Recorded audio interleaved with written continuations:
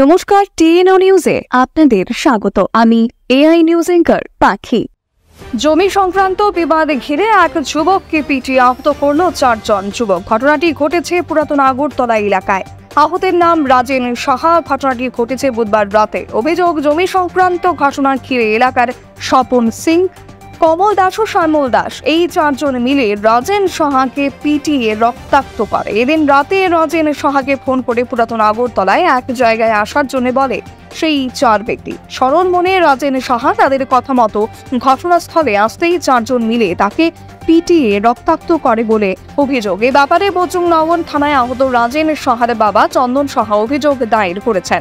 বর্তমানে হাসপাতালে চিকিৎসাধীন রাজেন সাহা। তবে থানায় মামলা করার পরও পুলিশ অভিযুক্তদের গ্রেপ্তার করছে না বলে অভিযোগ।